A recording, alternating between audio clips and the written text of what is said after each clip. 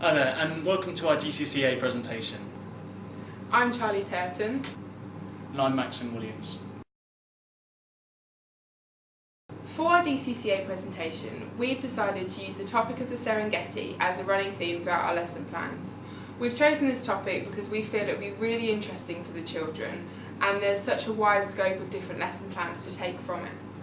The Serengeti is one of the world's natural wonders. It's a truly spectacular place.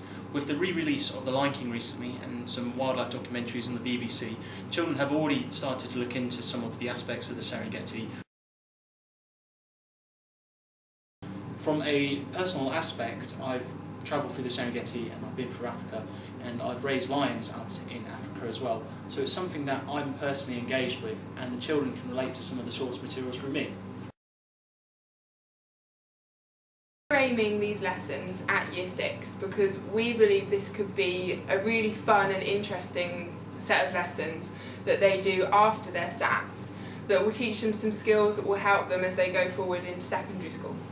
Following on from a previous lesson exploring the Serengeti, the children in Class 6F will now be looking at a relevant topical debate.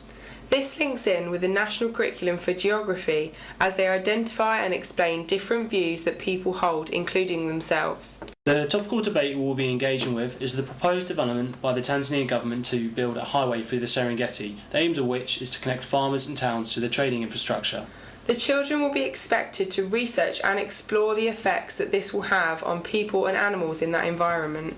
I can relate my experiences that I've had in Africa as a starting point for the pupils. It also models my engagement of this topic. The learning objectives that we've set for this session is for the pupils to consider, speak, research and develop arguments from an alternative perspective and listen to and consider others. We also want to develop their persuasive language, debating, speaking skills, using the Serengeti topic as a springboard to achieve this. Once introduced to the topic debate, pupils will be split into mixed ability groups and will focus on one perspective to argue from in regards to the highway. The emphasis will be put on pupils to form arguments for and against their selected sides. The sides that we've chosen to represent are the wildlife, the Maasai warriors, the local villages and the Tanzanian government themselves. Before the pupils go off into their groups, we will make sure that their questions are answered, that the debate is understood, they understand the lesson objectives and what is expected of them. From there, they will have approximately 30 minutes to research and develop their arguments. In their research groups, the children will have use of books about the topic as well as laptops for internet research. The gifted and talented pupils will be tasked with leading their group, keeping them on task and even enriching the learning of the others. After the 30 minutes, the class will come together and debate on the research and arguments. Different groups will be invited to lead certain arguments, with the teacher modelling, if necessary, how to develop them so that a debate can take place. The TA or pupil will write the arguments on the whiteboard to see what has already been discussed and for future assessment. Pupils who might not feel comfortable voicing their opinions in front of other students in the class are given the opportunity to record themselves with a DigiBlue camera. It destroys some homes, it'll change the food chain. The lesson will finish by inviting children to give their own opinions, thinking of how these may have changed through their research and the different arguments presented during the debate. We've linked our science and geography lessons by focusing on the wildlife found in the Serengeti.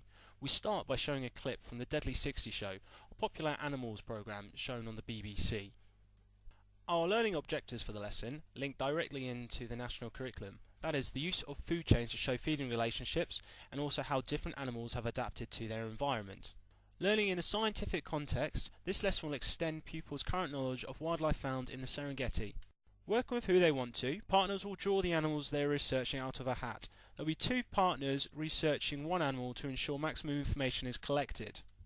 Once formed, the partners will move into the research phase of this lesson. This will be conducted in the main area of the classroom. There will be a wide variety of resources available for this research. Textbooks on wildlife and Serengeti will be placed about the classroom, but as there is an ICT focus with this science lesson, each partner will have access to one computer each to conduct internet research. Partners can initially brainstorm their ideas. At this stage, this will be a draft, but can later be referred to. The teacher will be walking about the classroom, informally assessing some of the communication heard. They'll also be at hand to offer any advice or ideas if needed. There's also a teaching assistant who will work directly with the pupils who have special educational needs to make sure that they are learning okay. Halfway through the lesson, the teacher can use a mini-plenary to make sure the pupils are on the right track. After this, partners will input their information into a Deadly 60 template, pre-created. There's also a differentiated version available for the lower attainers in the class. This not only links in with the topic of the Serengeti, but it also is a cross-curricular activity used between science and ICT. The class will send their Deadly 60 template to the teacher. This can later be assessed. There will be an extended plenary session of around about 20 minutes in which pupils will come up to the interactive whiteboard and put their animal into the food chain that has been created by the teacher. They'll briefly discuss their animal so the teacher can make sure that they have achieved the lesson objective. We have chosen art and design as our supplementary lesson for the Serengeti topic. In the previous geography lesson, the class researched about native people to this area, one group being the Maasai warriors. The class will be focusing on the sheets worn by this tribe and work in mixed ability groups to design their own. This fits in with the national curriculum by providing interesting starting points for their practical work and also allowing them to investigate the art, craft and design of local people in this region. In later lessons, they will actually create these designs with fabric paints. After a brief introduction to the lesson, we want to invite the children who previously researched the Maasai warriors to share their knowledge with the rest of the class. This discussion, along with input from the teacher, will help the class to meet their first objective of extending their prior knowledge of the Maasai tribe. The second objective is to encourage teamwork and collective creativity through working in groups to design their Maasai sheets. Exploring the Maasai tribe's rituals and traditions in this way will help inspire the children's ideas for their own designs. For the planning stage, the teacher will elect the gifted and talented children within each group as a scribe to filter their ideas appropriately and bring the plan together. The teacher will be monitoring each group's speaking and listening skills during this time, whilst also helping to encourage and extend ideas through effective questioning. Children will be expected to include reasons for why they included certain elements in their design, for example the use of bright colours so they stand out from other tribes. A timer will be displayed on the interactive whiteboard so children are encouraged to focus on getting their ideas together before the design part of the lesson.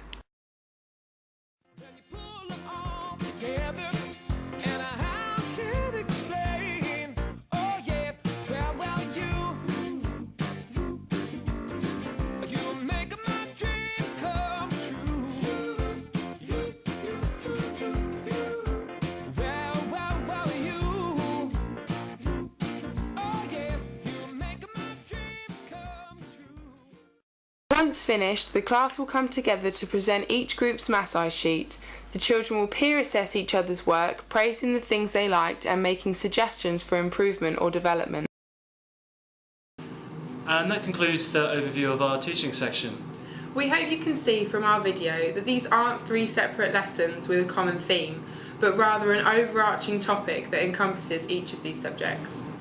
Using an engaging topic that is fast-paced, we're really hoping that pupils can get in the flow and achieve the lesson objectives and the high expectations that we set from this. As we hope that you would have noticed, there has also been a core focus on the speaking and listening skills throughout all of these three lessons, and also the teamwork that they have to do. Through using mixed ability groups, we're hoping to encourage all children of different abilities to work and learn well together. Every child is given the opportunity to provide different perspectives and ideas, and we've also utilised the gifted and talented children within the group to enrich the learning of others. We have provided differentiated templates and visual inputs for children with special educational needs and English as a second language. As mentioned here, all the skills touched on can be carried forward into secondary school. This marks the transition period of Year 6s between the primary education and to secondary education. For instance, the debate develops the conflict management skills of all the pupils here by encouraging them to form their own opinions, but to look at, reflect and accept others as well. This marks the end of our DCCA presentation. I'm Charlie Turton. And I'm Maxon Williams. Thanks for watching.